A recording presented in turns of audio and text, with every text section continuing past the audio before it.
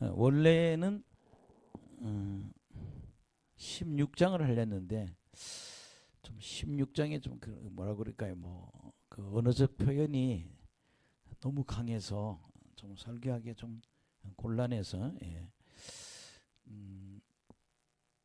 좀 검토해보고 다시 설교하고 오늘 24장을 설교하겠습니다.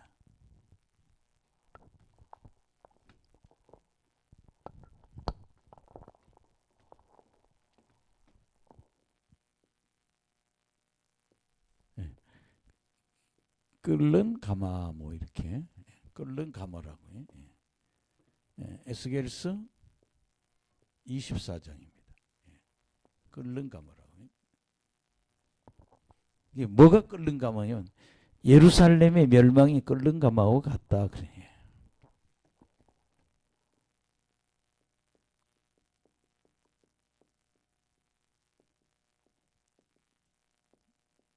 예루살렘 멸망하는 게 끓는 가마처럼 그렇게 하나님 비유하고 계시거든요. 그러니까 이런 겁니다. 지금 사실 24장까지는 그러니까 12장부터 24장까지 무슨 얘기인가 하면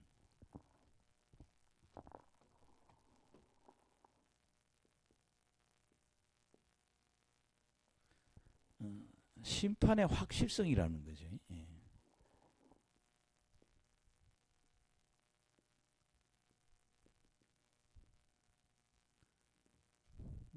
도저히 돌아오지 않는다는 얘기죠. 이런 게 있잖아요. 우리가 24장에도 우리가 에스겔서 24장을 보면서 너무너무 타락해 버린 거예요. 이렇게 사람들이 그리고 우리 신앙생활 해보면 뭐 색깔로 얘기한다면 새까맣게 타락될 수도 있고 좀 반반 회색 정도의 신앙도 될 수 있고 좀 하얀 색깔이지만 좀 검은색이 좀 있는 그런 사람이 이렇게 볼 수 있지만 이 유다의 이 마지막 시대의 모습은요 새카만 거예요. 그러니까 그게 에스겔서 22장에 보면 끝에 보면 뭐라고 그랬어요? 한 사람이라도 이 성벽을 새로 쌓고 그리고 하나님의 심판을 가로막는 사람이 내가 하나라도 있으면 내가 심판을 연기하겠는데 한 사람도 이 성벽을 가로막고 여기 심판해지게 하지 말아달라고 이렇게 피는 사람이 아무도 없던 거예요. 여러분 그런 게 뭐야? 그 시대가 다 썩어버린 거예요. 그게 어디야? 지금 이 시대하고 비슷하다는 얘기죠. 지금 보세요. 정치하는 분들을 이렇게 보면 감옥 갔다 온 사람들 뻔뻔하잖아요. 이렇게 뭐 이렇게 정상적인 사람 가면 부끄러워서 내가 이렇게 부끄러운 일을 저질렀다고 하는 그런 모습이 없고 전혀 미안한 마음도 없잖아요. 그냥 어떻게든지 다시 정권을 잡아보겠다고 보면 저런 사람이 있을까? 유다의 마지막이 그런 얘기라는 거죠. 이게 우리가 이런저런 면을 볼 때 심판이 될 게 확실하다. 물론 이제 이후로는 이제 두드려 맞고 이렇게 회복될 거야.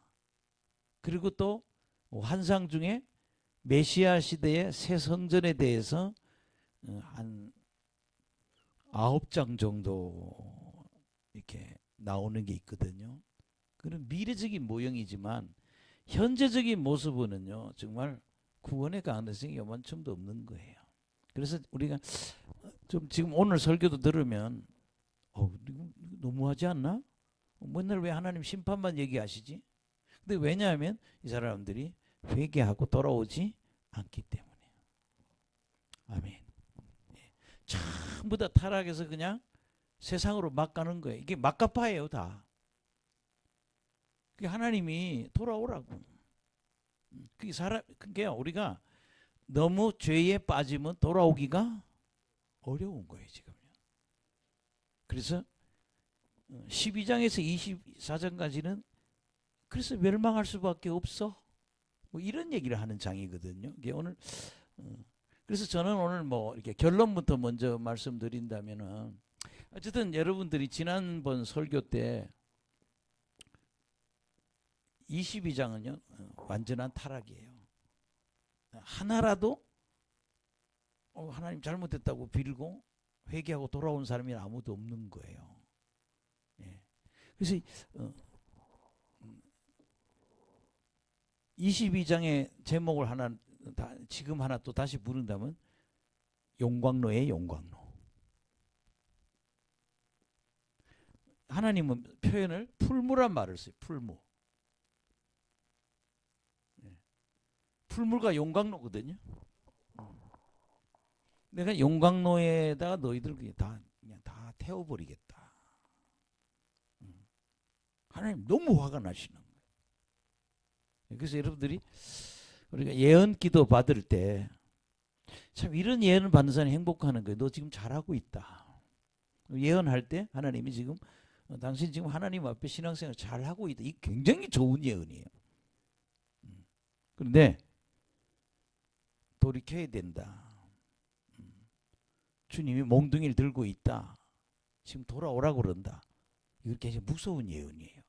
우리 지금 오늘 제가 22장에는 그냥 다 썩은 모습이에요.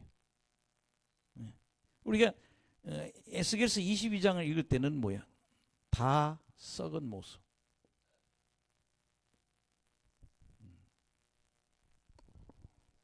지금 우리나라 정치계가 이렇잖아요. 예.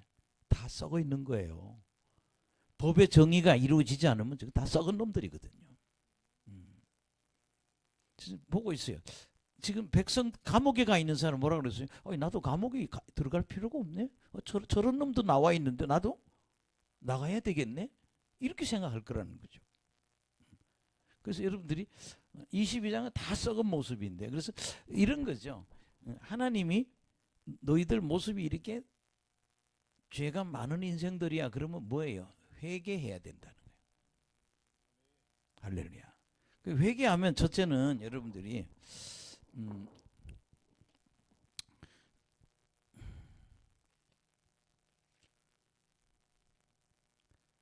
누가복음 15장 7절 10절. 예.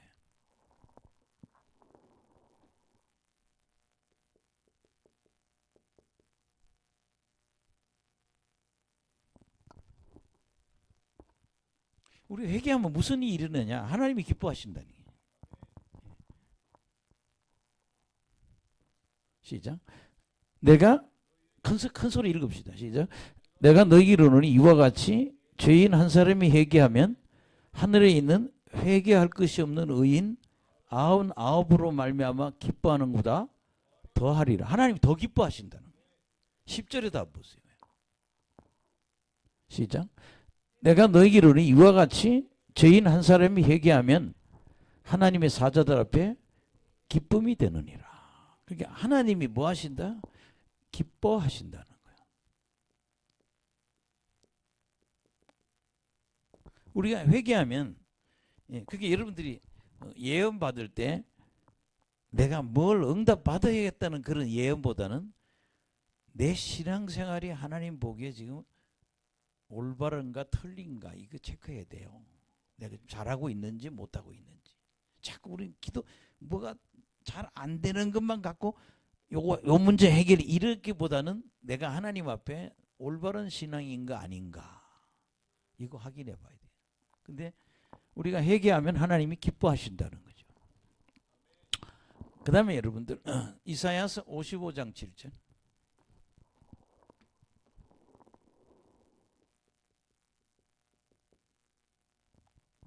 회개하면 용서받는다는 거예요. 회개하면 뭐 받는다? 우리가 회개하면 하나님께 회개하면 회개를 하면 첫째는 기뻐하시고 하나님한테 용서받는다는 거죠.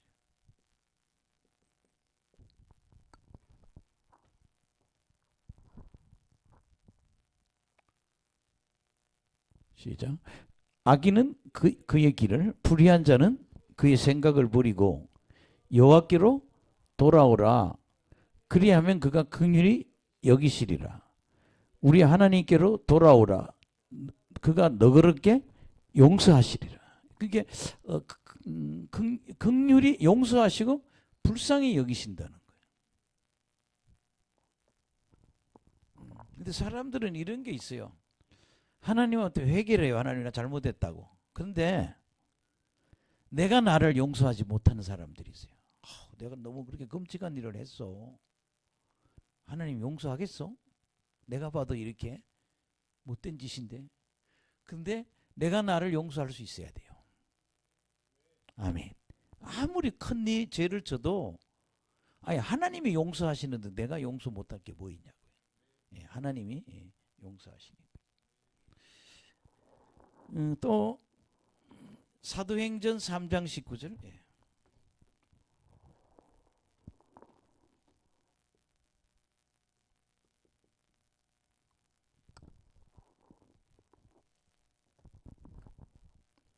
읽어봅시다. 시작. 그러므로 너희가 회개하고 돌이켜 너희 죄 없이 함을 받으라.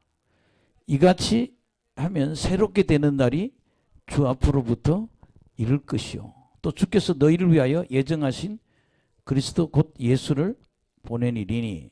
여기 보면 죄 없이 회개하고 죄 없이 함을 받으라. 이런 뭐예요? 새롭게 되는 날이 온다는 거예요.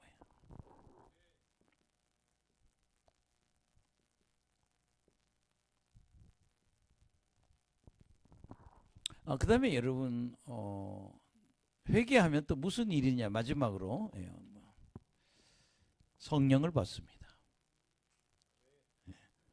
사도행전 2장 38절.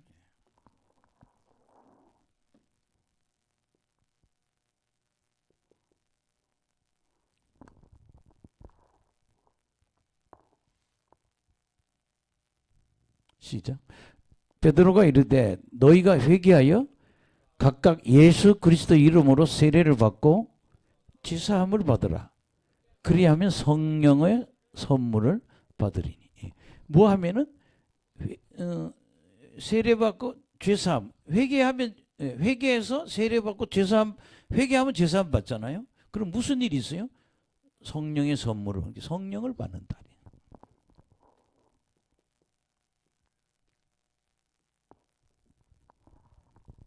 제가 가끔 방언을 받게 해달라고 그래서 어떤 분들이 이렇게 방언 받게 해보면요, 진짜 그 사람의 경력을 보면 예수 잘 믿었었어야 될 사람 같아요. 근데 방언을 받도록 그렇게 유도해 보면 방언이 안 돼요. 진짜 몇 사람이 있어요. 그런 사람이 몇 사람, 많은 건 아니에요. 그때 깨달은 게 이 사람은 거듭난 사람이 아니고 회개가 안 된 사람이구나. 아멘. 안 돼요. 뭐 자기가 뭐 외국에서 선교센터에서 10년을 봉사했다는데 아무리 방언 받게도 안 돼요. 이 사람은 회개가 안 된 사람이에요. 그러니까 회개한 사람이 거듭난 사람 아니에요? 그래서 여러분들이 회개하면 하나님이 기뻐하셔요. 그 다음에 회개하면 죄를 용서받는다고. 내가 지은 죄를 뭐한다? 용서받는 거예요. 자꾸 내가 회개해도 자꾸 걸리면 또 회개하는 거예요. 또 걸리면 또 회개하는 거예요. 여러분 있잖아요. 죄도 크게 저지른 게 있잖아. 아멘. 우리가 우리 보면 그렇잖아요. 크고 작은 죄가 있잖아요. 근데 내가 누구에 대해서 어떤 사람의 치명적인 내가 어떤 죄를 졌다면 그건 더 깊은 회개가 있어야 되는 거예요. 아멘. 그래서 여러분들이 자꾸 그것이 잘 안 되면 자꾸 회개해야 돼요. 하나님 그것이 잊어지게 해달라고, 용서해달라고. 그래서 여러분들이 저는 제가 오늘 말씀드린 거는 하나님이 12장부터 24장까지 보면요, 정말 이렇게 나가서는 너희들 용서 못 받아. 결국 징계받을 수밖에 없어. 근데 너희들 끝까지 회개 안 하면 이런 무서운 일들이 일어날 거라고 얘기한 게 12장에서 24장까지 얘기해요. 그게 뭐예요? 예. 끝내 회개 없기 때문에 심판받을 수밖에 없어. 뭐가 없어? 회개가 없는 거. 끝내 회개를 안 하니까 심판을 받을 수밖에 없다는 게 12장에서 24장까지 이야기예요. 할렐루야. 네, 그래서 여러분들이 그러면 여러분 오늘 이 끓는 가마에 대해서 한번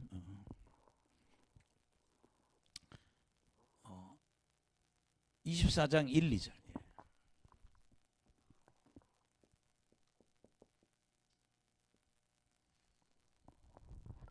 너 오늘 날짜를 성경에 기록해야 그래. 에스겔 보고. 오늘이 무슨 날인가면요. 예. 바벨론 군대가 예루살렘을 뭐하는 게 포위한 날이에요. 이제 그때부터 징계가 시작되는 거예요. 그리고 몇 년 있어요? 1년 반 동안 성에 들어갈 수도 없고 나올 수도 없어. 그러니까 어떻게 돼요? 먹을 게 없으니까 뭐래요? 애를 잡아먹잖아요. 이게 여러분 뭐예요? 예. 시드기야 시대 이야기예요. 그걸 예언하고 있다. 그러니까 하나님이 너 오늘 바벨론 군대가 포위하는 날이야. 예, 읽어봅시다. 시작. 아홉째 해 열째 달 열째 날. 예, 그러니까 9년 10월 10일 날인가요? 예, 그러니까 9년 10월 10일 여호와킨이 바벨론으로 이렇게 이 사람들이 잡혀간 날이죠. 잡혀간 날이 9년 10월 10일이 되는 거죠. 2절 시작. 인자야 너는 날짜 곧 오늘의 이름을 기록하라. 바벨론 왕이 오늘 예루살렘에 가까이 왔느니라. 그렇게 뭐야? 가까이 온 게 뭐야? 옛날 개역 성경에는 아주 가까이 왔다는 단어 뭘 쓰는가 하면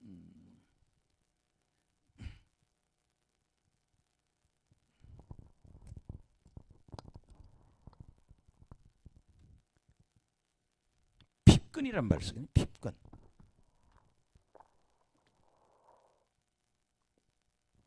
가까이 왔다니. 포위해버렸다. 예. 3절. 예. 예. 그렇게 우리 여기 보면요. 예. 하나님이 따라합시다. 오늘의 이름을 기록하라. 그러니까 9년 10월 10일 이걸 기억하라. 여기서 얼마 동안? 1년 반 동안 이제 포위가 돼가지고. 근데 에스겔은 지금 어디가 있어요? 바벨론에 있습니다. 아멘. 예. 바벨론에서 그렇게 예언하고 있는 거예요. 그 다음에 여러분들 3절에서 5절. 예.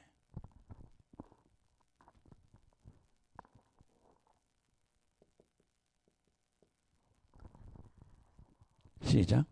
너는 이 반역하는 족속에게 비유를 베풀 이르기를 주 여호와께서 이같이 말씀하시를 가마 하나를 골라 건후에 물을 붓고 양떼에서 한 마리를 골라 각을 뜨고 그 넓적다리와 어깨 고기의 모든 좋은 덩이를 그 가운데 모아 넣으며 고른 뼈를 가득히 담고 그 뼈를 위하여 가마 밑에 나무를 쌓아 넣고 잘 삶되 가마 속의 뼈가 무르도록 삶을 지어다. 아멘.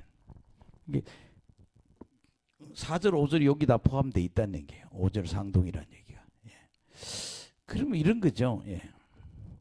가마가 큰 가마가 있는데 큰 가마가 있는데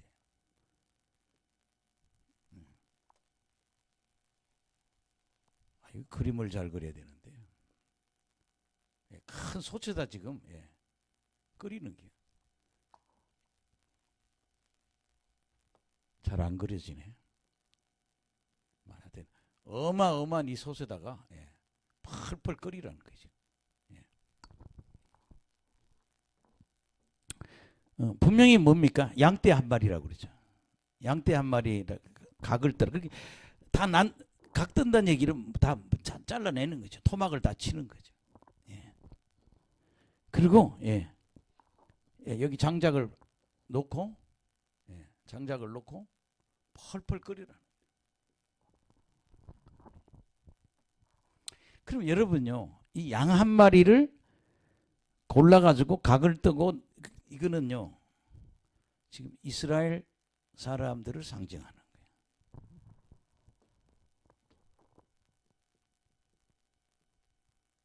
그러니까 쉽게 말하면 유다를 얘기하는 거죠.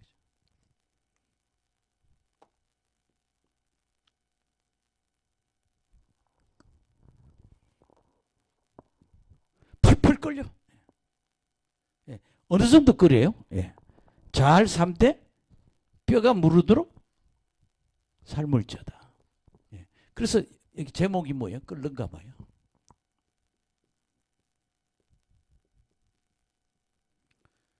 너희들이 끝까지 회개 안 하니까 내가 예루살렘을 끓는가 봐. 이 고기는 전부 뭐야? 고기나 머리나 뭐 이런 게 다 뭐야?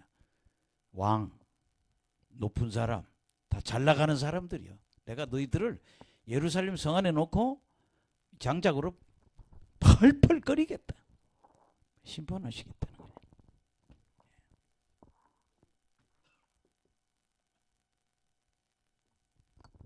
그 여러분 뭐예요? 우리가 죄짓고 살지 말고 뭐예요?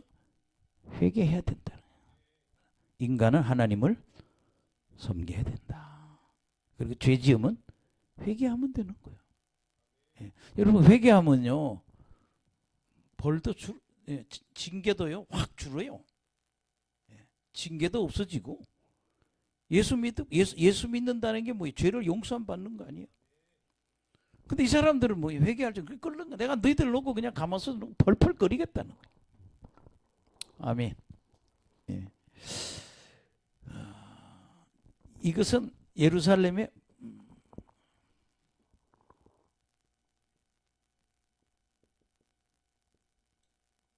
포위를 얘기하는 거예요. 바벨론 군대가 성벽을 다 쌓아버리는 거예요.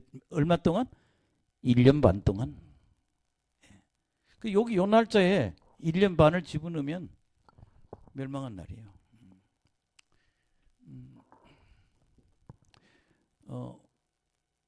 하나만 찾아볼까요? 왕하 25장 1절.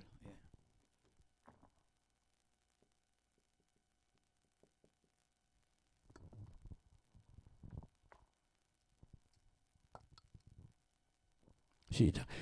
시드기야 9년 열째 달 10일에 바벨론 왕 느부갓네살이 그의 모든 군대를 거느리고 예루살렘을 치러 와서 그 성에 대하여 진을 치고 주위에 토성을 쌓으며 그 성이 시드기야 왕 11년까지 복이 되었다. 이렇게 11년까지라는 게 여기 뭐 1년 반을 딱 더하면 그 날짜가 맞는단 말이에요.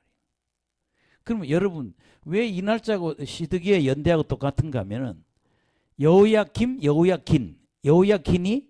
석 달 통치하고 바벨론으로 끌려가잖아요. 끌려가는 날이 시드기야의 왕 통치 시작이라고. 그러니까 그 날짜가 서로 맞아 들어간다 이 말이에요. 아멘. 끌려간 날과 시드기야의 통치 시작을 하는 날 같은 날짜니까. 여호야긴이 망하는 날이라. 그 1년 그 여러분들이 이때 예루살렘을 바벨론 군대가 포위를 하는구나. 끓는 가물을 내가 만들어 보겠다. 아멘. 그래서 오늘 왜 끓는 가마가 되냐?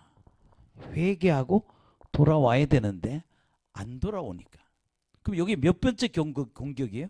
1차, 2차, 3차예요. 3번 공격받는다고 그랬지 바빌론에. 여호야김 11년, 여호야긴 3년. 그 다음에 시드기야 9년 아니에요. 그 1년 반 있다가 11년에 그냥 이렇게 3번의 공격을 받는 거예요. 그럼 여러분 그러잖아요. 한 번 터지면 빨리 돌아와야지. 그럼 손에 들 보잖아요. 2번 터져도 그래도 돌아와야지요. 이제 몇 번째 터져요? 그래도 회개 안 하면 3번째 두드려 받았다는 거예요. 여러분들이 유다가 바벨론의 공격을 몇 번 받았냐? 3번. 오늘 이것이 뭐예요?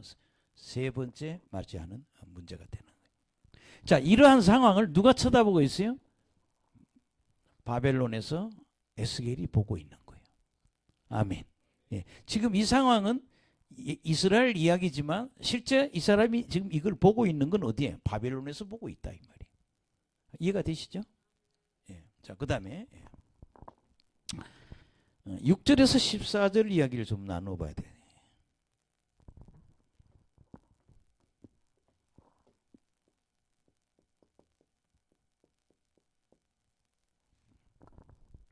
그 6절에서 14절에 하나님 보는 거면 이 가마 비유에 대한 해석입니다.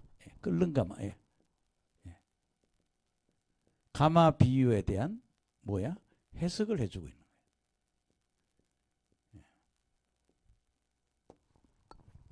거예요. 이렇게 끓는 가마에게 이렇게 펄펄 끓이고 있는 그에 대한 해석이에요. 여러분 여기서 강조하는 거는요, 두 가지 죄예요. 아멘. 두 가지 죄인데 첫째는요, 살인죄예요. 그러니까 그 당시 뭐를 자기가 뺏으려면 다 뭐야? 죽이는 거예요. 아멘. 그러니까 살인이 지금도 여러분 지금 정치하는 분들 보면 그러죠. 지금 이해할 수 없는 죽음이 많잖아요. 지금요, 정치를 하면서도요. 아멘. 이해할 수 없는 죽음. 그렇죠? 그분에 대해서 뭘 조사하면 그 사람들 다 자살한 것도 되고 주변에 있던 사람들이 다 죽잖아요. 지금 몇 사람이. 지금 오늘 정치인 한 사람을 봐서도 그런 거예요. 근데 이게 하나님한테는 너무 큰 죄라는 거예요. 너희들 신앙생활하면서 짓는 죄 가장 큰 죄는 살인죄다. 왜 그렇게 사람들이 피를 흘리느냐. 그 다음에 두 번째 하나님이 말씀하시는 게 뭔가 하면요. 여기는 간음이란 말이 안 돼. 사실 뭐 우상숭배입니다.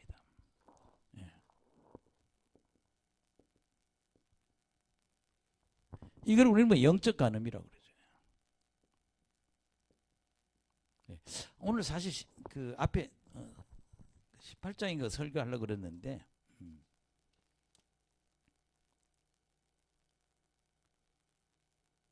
좀 표현하기가 뭐 가랑이를 벌리고 뭐 처녀의 가슴이 뭐 만져지고 뭐 이런 표현이 너무 많아요. 그래서 좀 설교하기 좀 그리고 절수가 너무 많고 그래서 그냥 일단은 요거 먼저 하고 또 시간 나면 한번 다뤄보겠습니다. 그러니까 내가 그냥 너희들 가만 이렇게 어려운 일을 당한 게 아니라 첫 번째 너희들 살인죄야. 너무 사람들을 많이 죽인 거야. 이유도 없이.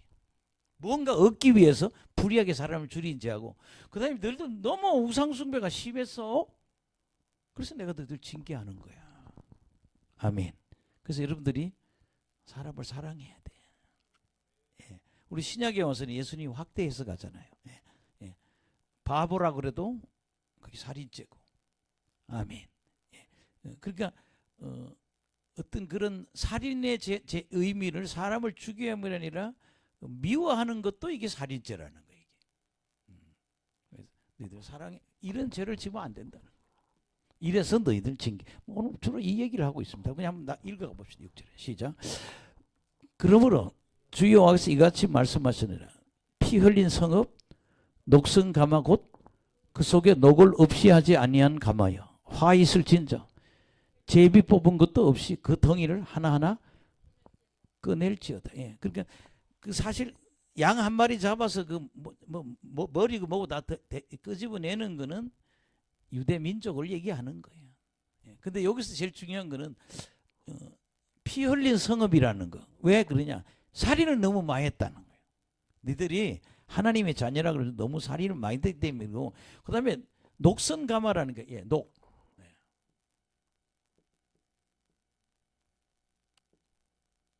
녹선가마 할 때 이 녹은 죄를 의미합니다. 아멘. 7절 시작. 지금 이 피해 살인에 대해서 얘기하는 거야. 시작. 그 피가 그 가운데 있으며 피를 땅에 쏟아 티끌이 덮이게 하지 아니하고 맨바위 위에 두었다. 그게 뭐예요? 사람을 죽이고 여러분 보세요. 우리가 짐승을 잡아도 그 피는 어떻게 흙으로 덮었단 말이야. 그 왜 짐승 잡아서 하나님께 피 바칠 때 제단에 뭐예요? 밑에 붓고 흙으로 덮잖아요. 이 피를 덮어야 되는데 너희들은 살인하고 뭐예요? 그거를 감추지 않았다는 거예요. 내놓고 살인한다는 거예요. 시작. 8절 시작. 내가 그 피를 맨바위 위에 두고 덮이지 아니하게 하면 분노를 나타내어 보응하려. 내가 너무 분노한다. 너희들 살인을 대놓고 하고 그런데 내가 너무 화가 나. 그래서 내가 너희들 뭐야? 죄값을 치르게 하려고 하는 거야. 보응이라는 건 대가를 받게 하게, 대가를 처분을 하겠다는 거지. 아멘. 그 다음에 여러분들 9절 또 그 얘기예요.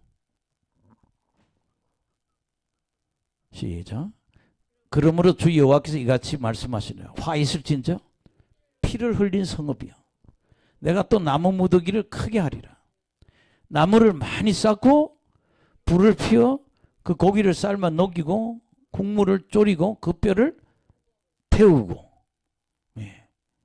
가마가 빈 후에 숯불 위에 놓아 뜨겁게 하며 가마에 놋을 달궈서 그 속에 더러운 것을 녹게 하여 녹이 소멸하게. 이거 녹이 죄라고 그랬잖아요.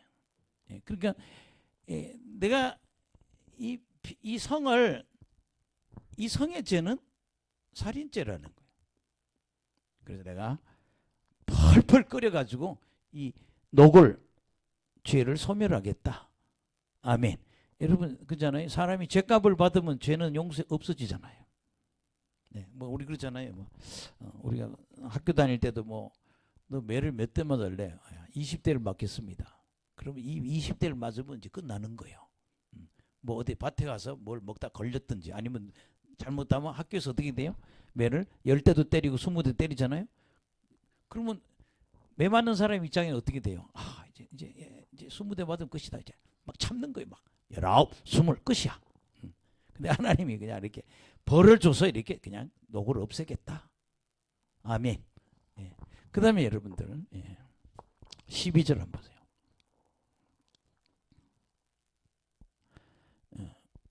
12절까지가 이제 그 피얘기예요. 시작. 이 성읍이 수고함으로 스스로 피곤하나 많은 녹이 그 속에서 벗겨지지 아니하며 불에서도 없어지지. 그 죄가가 안 없어. 너희들이 너무 죄를 많이 져서 내가 아무리 펄펄 끓여도 죄가 없어지지 않는구나. 그래서 12절까지는 뭐예요? 살인한 거에 대해서 하나님이 오늘 이렇게 징계하신다. 아멘. 그 다음에 여러분들 13절에 우상숭배한 것 같고요. 아멘.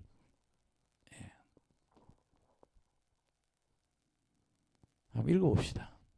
자, 시작. 너는 더러운 것들 중에 음란이 하나이니라. 내가 너희를 깨끗하게 하나 내게 깨끗하게 하여지지 아니하느니 내가 내게 향한 분노를 풀기 전에는 내 더러움이 다시 깨끗해지지 아니야. 내가 분노를 풀어야 내가 징계를 받아야 죄가 없어진다는 거죠. 그 13절에는 뭐예요? 음란한 거, 우상숭배한 걸 얘기하는 거예요. 너희들은 살인을 너무 많이 했고 그 다음에 우상숭배를 너무 많이 했다. 예. 그 다음에 14절 보세요. 시작. 나 여호와가 말하였은즉 그 일이 이루어질지라. 내가 돌이키지도 아니하고 아끼지도 아니하고 뉘우치지도 아니하고 행하리니. 그러니까 뭐예요? 나는 돌이키지도 않고 나는 행할 거야. 심판하시겠다는 거예요. 예. 그들이 내 모든 행위대로 너를 재판하리라. 주 여호와의 말씀이니라. 그렇게 우리 13, 14절은 우상숭배. 7, 8, 9, 10, 11, 12는 다 살인죄를 얘기하는 거죠. 아멘. 그래서 우리가 6절에 14절을 저는 성경 읽으면서 이 사람들이 하나님이 정말 걱정하는 저는 이 사람들이 뭐예요? 너무 살인을 많이 했다는 거예요. 그러니까 그냥 여러분 지금도 인도에 가면 그런다 그래요. 인도에는요. 마술을 걸어서 사람을 죽이는 수도 있다. 살인 귀신을 집어넣어서 막 구슬하면 그 사람이 죽는 거야. 뭐 그런 것도 한대요. 그렇게 집안끼리 원수이면 A 집안하고 B 집안 있으면 B 집안에게 마술사에게 저 죽음의 신을 보내가지고 죽게 하라고. 그리고 막 여기서 막 구설하면 죽는다는 거예요. 뭐 별짓 다 한다고 그래요. 근데 여기는 살인죄와 우상숭배가 하나님한테 너무 화가 나셔서 이렇게 하신다. 아멘. 자, 그 다음에 이제 13절 이제 그 뒤에 우리가 좀 한번 다뤄보겠습니다.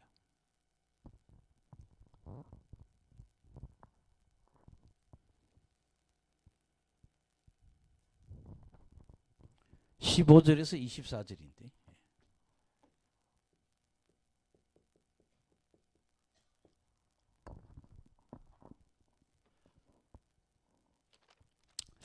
조금 여러분들 좀 이해하기 힘들 거예요. 호세아서에 보면 호세아 보고 자기 부인을 너 결혼을 아주 그냥 음란한 여자랑 하라고, 바람둥이하고 결혼하라고. 그리고 그 여자 결혼하잖아요. 애도 놓잖아요. 애를 셋이나 놓잖아요. 그 다음에 또 뭐라고 그래요? 이 여자가 바람이 나가지고 다른 남자하고 살아. 근데 호세아가 가서 어떻게 해요?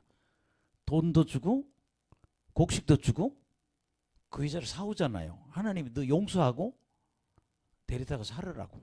그래서 그래 아니 어떻게 하나님 일도 좋은데 이 부인까지도 이런 걸 얻어가지고 이스라엘을 이해시켜야 되나.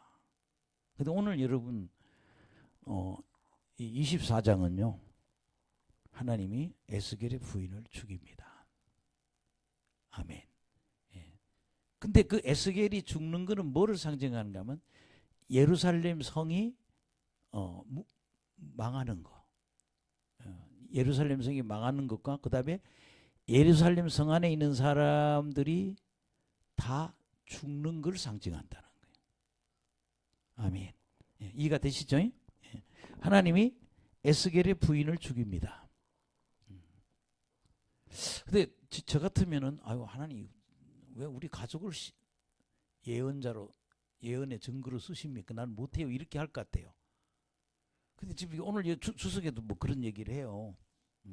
하나님 쓰시면 가까이 있는 사람까지도 주님 위해 써야 된다는 거예요. 좀 우리 현대 뭐 그 시대 신앙을 보도 우리 이 시대에 우리가 볼 때는 아니 호세아도 그렇잖아요. 부인을 뭐 아주 이상한 여자랑 살게 해갖고 돈 주고 곡식 주고 도로 찾아와서 그건 뭐예요?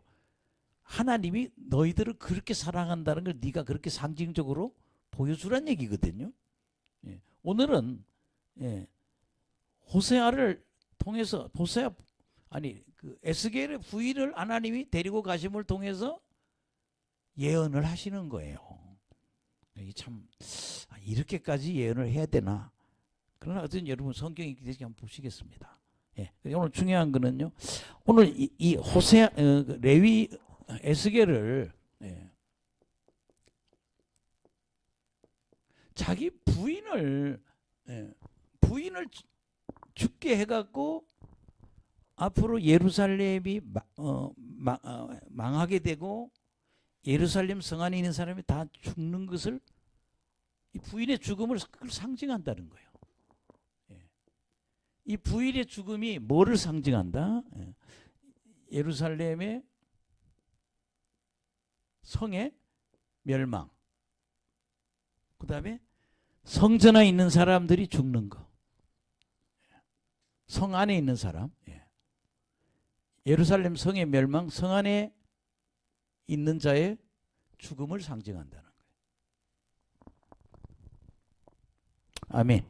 에스겔 부인의 죽음은 예루살렘 성의 멸망과 성 안에 있는 사람들이 죽음을 얘기한다는 거예요. 여러분 저를 보세요. 1년 반을 버티다가 예레미야가 뭐라고 그래요? 왕이요 하나님 말 들으라고.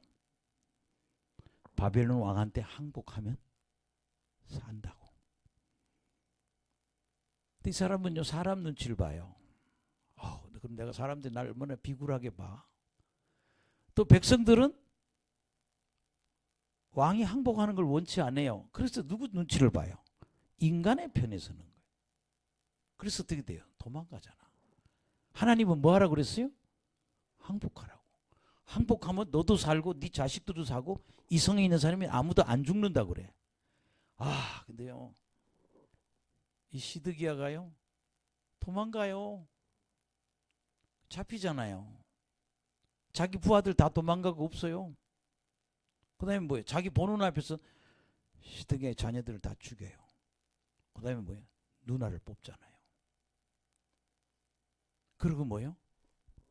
쇠줄에 잡혀서 바벨을 끌려가잖아요. 그러니까 무슨 예언을 받아도 정확한 하나님의 음성을 들어야 된다. 사람 눈치 보지 말라는 거죠. 아니 왜 예레미야는 왜 그런 거예요? 물론 앞으로 예레미야 예언 예레미야서를 우리가 한번 다룰 거예요. 참 상당히 저도 부담이에요. 이게 지금 에스겔도 48장이에요. 이게 설교 듣는 사람도 굉장히 부담이라 이 많은 걸 다 하려면 참 힘들어요. 듣는 사람도 전하는 사람도 힘들고. 근데 예레미야는 52장이에요. 자식 죽고 눈알 빠지고 끌려서 바빌론 가는 것까지만 얘기 나온 것이 아니에요. 남아있는 것들이 또 예레미야를 그렇게 속삭이잖아요. 끌고 어디로 가요? 에집트로 가잖아요. 에집트에 가서 죽었다는 얘기 들려오잖아요. 그 바벨 시드기야가 잡혀가고 나는 뒤에 장만 해도 10장이 넘어. 그 이야기를 본 거예요. 이렇게 무시무시하구나 이게. 여러분 아무리 위기 속에서 누구를 바라봐야 되고 하나님 바라봐야 되고 정확하게 하나님 주는 메시지를 잡아야 된다. 사실 예레미야는 안 죽을 수 있었어요. 아니 시드기야는 안 죽을 수 있었어요. 살 길이 있었어요. 그런데 말을 안 들은 먹은 거예요. 그러니까 사람 말 듣지 말고 하나님의 음성을 들어야 한다. 자, 그러면 여러분 이제 좀 이해가 안 되더라도 왜 선지자의 부인을 죽여야 돼? 그게 우리가 에스겔이 예언을 위해서 자기 부인이 희생되는 거예요. 아멘. 그냥 읽어봅시다. 그냥. 시작. 여호와의 말씀이 또 내게 임하 이르시되 인자야 네가 내 눈에 기뻐하는 것을 한번 쳐서 빼앗으리니 너는 슬퍼하거나 울거나 눈물을 흘리거나 하지 말며 죽은 자들 위하여 슬퍼하지 말고 조용히 탄식하며 수건으로 머리를 동이고 발에 신을 신고 입술을 가리지 말고 사람이 초상집에서 먹는 음식들을 먹지 말라 하신지라. 네 눈에 기뻐하는 것이 누구냐? 부인이에요. 내 눈에 기뻐하는 거.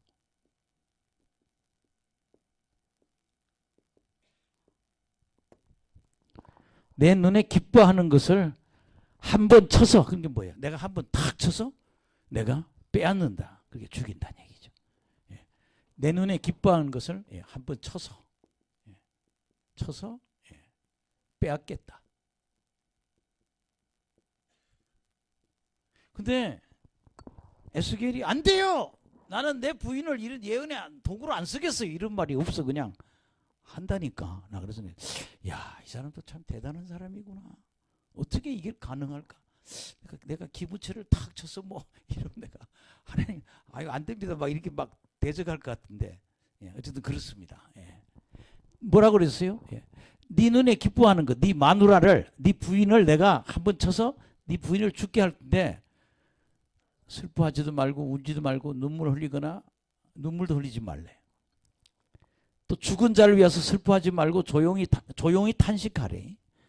수건으로 머리를 동이고 발에 신을 신고 입술을 가리지 말고 사람이 초상집에서 먹는 음식을 먹지 말라 하시죠. 이게 부의라 그러죠.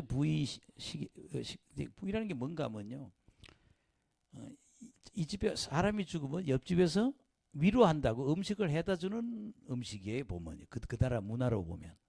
아멘. 근데 이제 여기서는 그냥 초상식 음식을 이렇게 표현하는데 원어적인 의미로 보면 그런 말이에요. 옆집에서 초상 났다고 위로로 보내는 음식이에요. 그것도 초상집에 먹는 음식이죠. 그 다음에 18절 시작. 내가 아침에 백성에게 말하였더니 저녁에 내 아내가 죽었으므로 아침에 내가 받은 명령대로 행하며. 그 뒤에 감정적 표현이 없어. 내 아내가 죽었으므로. 19절 시작. 백성이 내게 이르되 내가 행하는 이 일이 우리와 무슨 상관이 있는지 너는 우리에게 말하지 아니하겠느냐 하므로 내가 그들에게 대답하기를 하나님 여호와의 말씀이 내게 임하여 이르시되. 그러니까 지금 네가 행하는 일이 뭐를 예언하는 거야 그 말입니다. 아멘. 네가 행하는 일.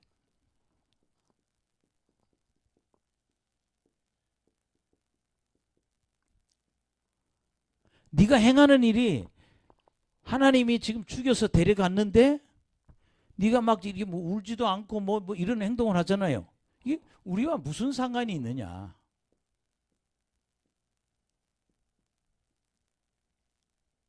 우리가 무슨 상관이 있냐라고 물어요. 그러면 하나님이 이렇게 말씀하신다. 아멘. 그럼 뭐예요? 이러한 것을 예언하기 위해서 하나님이 내 아내를 데려간 거야. 근데 아까 뭐라고 그랬죠?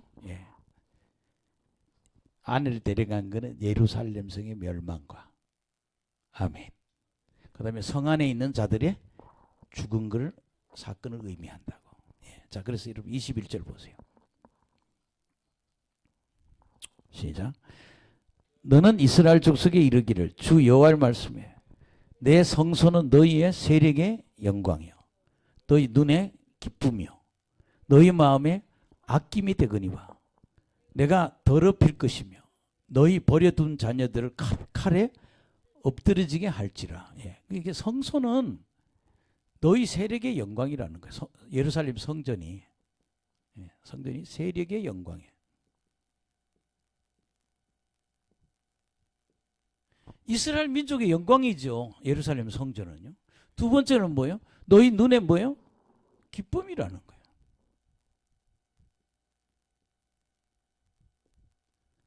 성전은 눈의 기쁨이고 너희 세력의 영광이고 그 다음에 뭐예요? 너희 마음에 아낌이 되는 거라는 거예요. 너희들을 얼마나 아끼는 곳이 성전 아니냐. 그러니까 세력의 영광과 눈의 기쁨과 마음에 그런 아낌이 되는 것, 그 성전을 내가 뭐예요? 더럽힌다. 이렇게 성전이 무너지는 거죠. 내가 성전을 더럽힐 거야. 그 다음에 버려둔 자녀들. 여러분 예루살렘이 지금 뭐 예루살렘 성 안에 갇혀 있죠. 그게 뭐야? 버려둔 자녀들.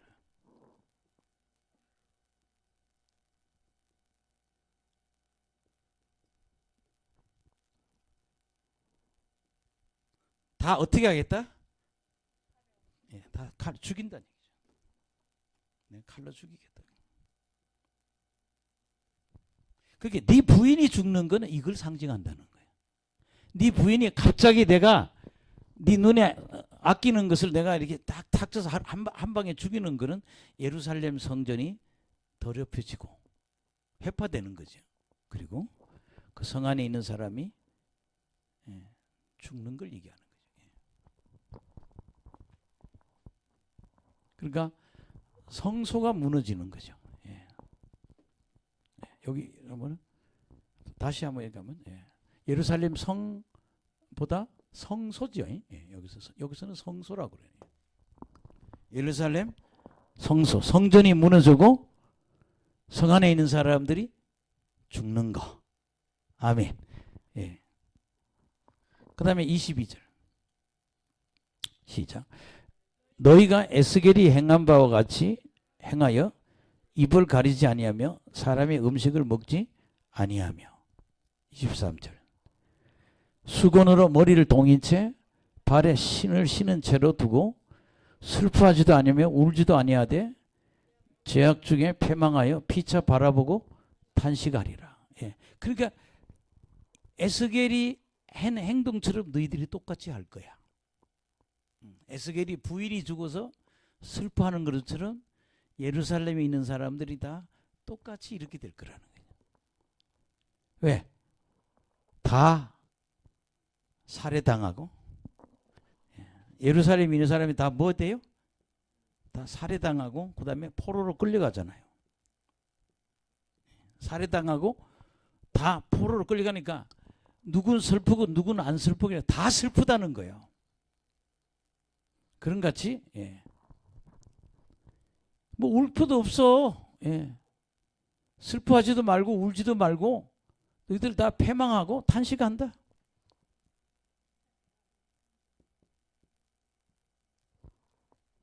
여기 뭐 모두가 들어가야 돼요. 모든 사람이 살해당하고 포로로 끌려가고 패망하고 탄식하는 것을 의미한다. 예. 그 에스겔이 부인이 죽어서 그렇게 우는 모습은 뭘 의미하냐면 예루살렘 성전이 다 망하고 그리고 예, 살해당하고 포로가 돼서 다 끌려가기 때문에 패망하고 탄식 다 슬프고 다 힘든 거예요. 그러니까 예, 울지도 마라. 왜? 다 똑같다 이 말이죠. 예. 24절 시작. 이와 같이 에스겔이 너희에게 표징이 되리라. 그가 행한 대로 너희가 다 행할지라. 이 일이 이루어지면 내가 주 여호와인 줄을 너희가 알리라 하라 하셨느니라. 예. 너희에게 뭐가 된다? 표징이 된다 그러잖아요.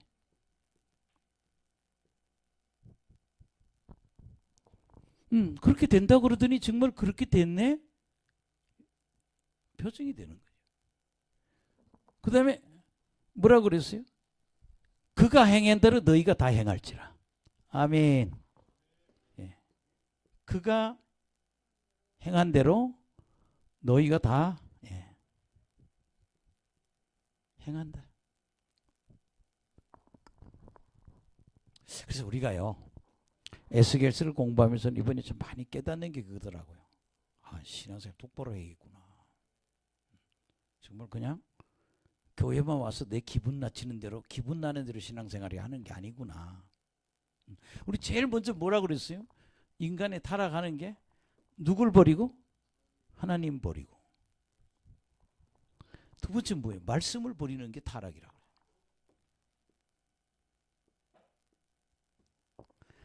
하나님 이게 말씀이 없이 신앙 하나님 없는 것도 타락.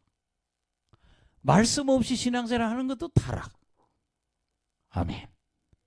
그 다음에 세 번째는 우상 숭배하는 게 타락. 세 번째는 악하게 사는 게 타락이라는 거예요. 악행.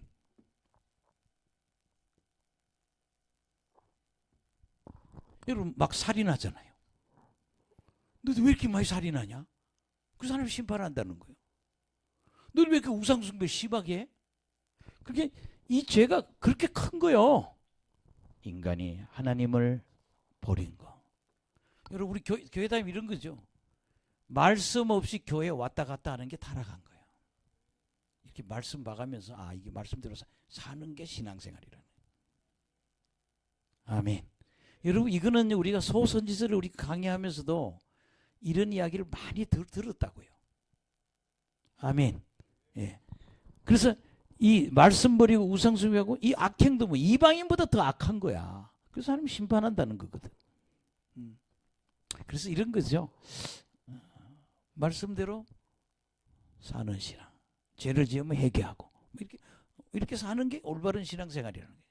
여러분 그냥 내가 막 괴로워하는 것도 신앙생활이 아니야. 하나님 의지해야 돼. 하나님 의지하고 말씀 붙잡고 말씀 이렇게 살아야 돼. 말씀 붙잡고 사는 거고. 예. 그 다음에 우상숭배 안 하는 거고. 악행하지 않고 선하게 이렇게 살아야 된다는 거죠. 예. 자 그래서 여러분 이제 이 사람이 바빌론에서 예언한다는 걸 보여주는 걸 증명해 주는 장이 이제 나머지 두 절이에요. 25절 26, 25, 26, 27.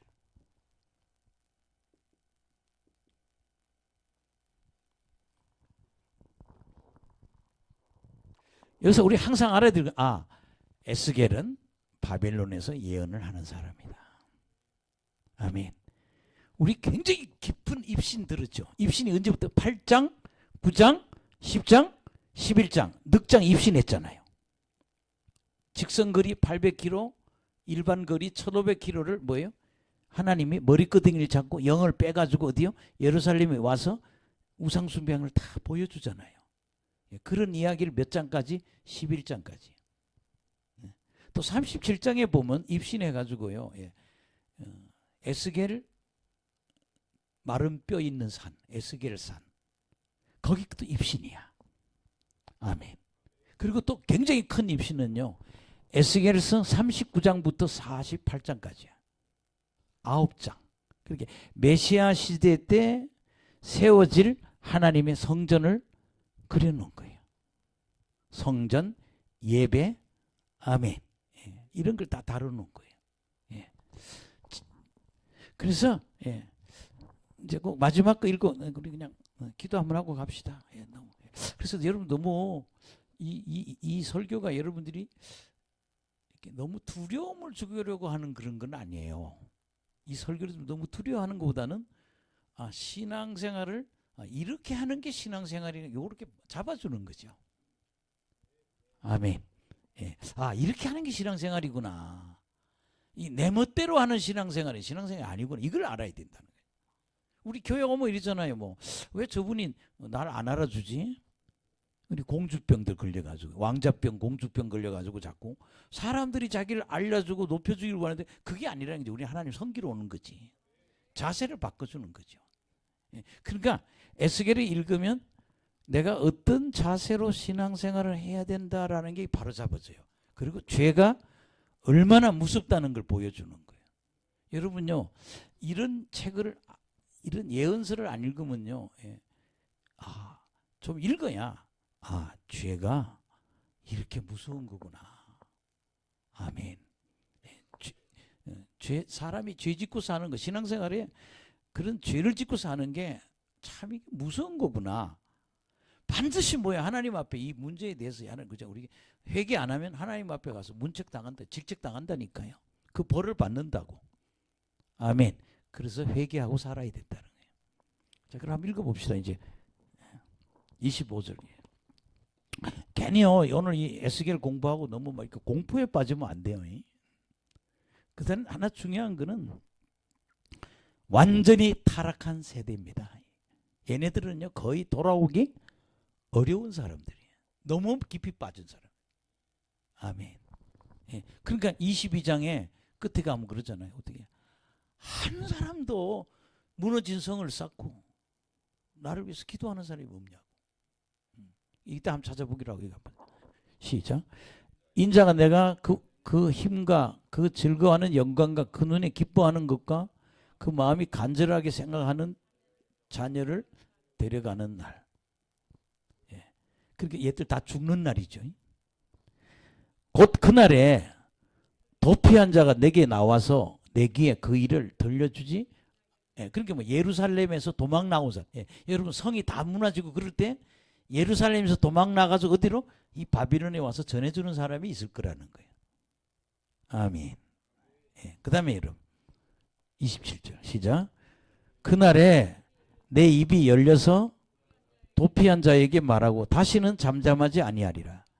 이같이 너는 그들에게 표징이 되고 그들은 내가 여호와인 줄 알리라. 너는 그들에게 증거가 된다. 네가 예언하는 게 증거가 된다. 근데 여기 지금 보면 갑자기 입이 열리죠. 에스겔이 입이 열려요. 입이 바뀌었다가. 그래서 어떤 분들은 이렇게 얘기해요. 지금까지 이 에스겔은 이게 말을 한 예언은 행동 예언이라는 거예요. 이게.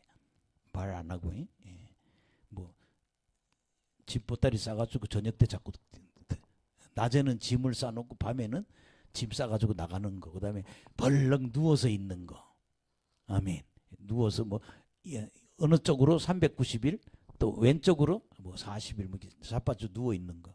그다음에 뭐 음식을 먹을 때 조그마한 양과 조그마한 물을 먹으면서 너희들 기근이 올 거다. 이렇게 뭐 행동으로 보여주고 있잖아요. 그래서 어떤 분들은 지금까지는 이렇게 행동 예언이었다가 이때 입이 확 하나님 열게 해주셨다 이렇게 보기도 해요. 뭐 이렇게 저렇게 어쨌든 뭐냐 내가 다시는 따라합시다. 다시는 잠잠하지 아니하리라. 아멘. 그래서 너는 그들에게 표징이 되고 그들은 내가 여호와인 줄 알리라. 그러니까 에스겔은 바빌론에 있으면서 예루살렘에 일어난 일을 다 영적으로 보고 듣고 있는 거예요. 예, 그렇게 여러분 항상 에스겔은 바벨론에 있다 이렇게 생각하시면 좋겠어요. 아멘. 예. 예. 그래서 이제 우리가요 앞으로 뭐 크게 할 게 뭔가 하면 예레미야하고 에스겔이 이사야거든요. 아주 이사야는 메시아에 대해서 비친 사람이야. 아예 이사야는 시작하면 앞부분은 거의 뭐예요? 메시아 얘기만 한다고요. 메시아 시대를 얘기한다고요. 그래서 우리가 이사야를 공부하고 예레미야를 얘기하면 우리가 특히 이사야도 죄에 대해서 얘기를 많이 해요. 말씀대로 사는 게 신앙생활이다. 그래서 여러분들 그래서 좀 오늘 이런 이제 앞으로 이제 이사야도 보고 예레미야도 보지만 우리가 이 에스겔을 보면서 우리 신앙의 자세를 좀 바꾸자. 아멘. 그런 어린 신앙이 되지 말고 하나님 섬기고 말씀 갖고 신앙생활하고 우상 숭배하지 말고 악행하지 말고 선하게 살아야 된다. 이런 거를 회복되는 그런 신앙. 아멘. 그래서 저는 제일 충격을 지금까지 읽으면서요 가장 충격을 준 장이 22장이에요. 부흥했다면 했어요. 부흥의 마지막 날 낮인가요? 네 번째 날 낮 집회 설교 한번 들어보세요. 다시 설교하는데 더 잘하겠다는 거예요. 진짜요. 1%도 희망이 없는 것들이에요. 에스겔서 22장 다 썩어 있는 거야. 그냥 썩어도 그냥 팍 썩어 있는 거예요. 그냥. 아멘. 그래서 22장 끝에 한번 보세요.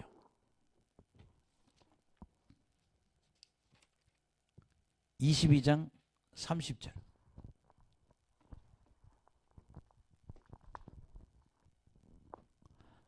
다 타락했다는 얘기를 했어. 모든 계층이 다 썩었어. 그러면서 시작. 이 땅을 위하여 성을 쌓으며 성 무너진 데를 막아서서 나로 하여금 멸하지 못하게 할 사람을 내가 그 가운데 찾다가 찾지. 그러니까 한 사람도 성을 쌓고 성 무너진 데를 막고 서서 하나님 멸망하지 않게 해서요 이렇게 기도하는 사람이 하나도 없는 거예요. 이건 뭐야? 다 썩었다는 얘기죠. 20절이 왜 나왔는지를 우리는 알아야 돼요.